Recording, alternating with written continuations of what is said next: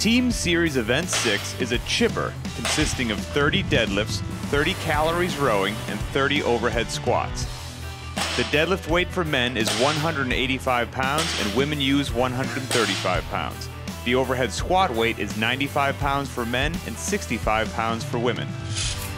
At the call of 3, 2, 1, go, the first male athlete performs 30 deadlifts, rows 30 calories, and then does 30 overhead squats.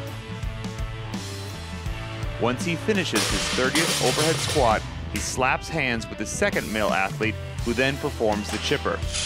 When he finishes his 30th overhead squat, he slaps hands with the first female team member, who then performs 30 deadlifts, rows 30 calories, and does 30 overhead squats.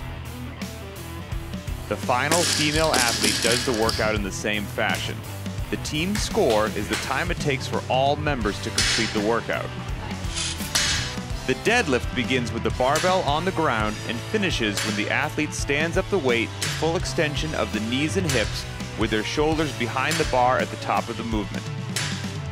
The athlete may choose any grip they like, but their feet must be inside their hands. No sumo stances are permitted. Once the athlete has achieved lockout, they may drop the barbell from the top. Any repetition that is bounced will not count. If the athlete fails to extend their hips at the top of the repetition, these reps will not count. If the athlete does not lock out their knees at the top, those reps will not count. Athletes must remain on the rower until the monitor clearly reads 30 calories. The rower must be reset to 0 for each athlete. On every repetition of the overhead squat, the athlete descends below parallel until the hip crease is clearly below the top of the knee. At the top of every rep, we need to see the knees, hips, and arms locked out with the barbell clearly over the center of the athlete's body when viewed from profile.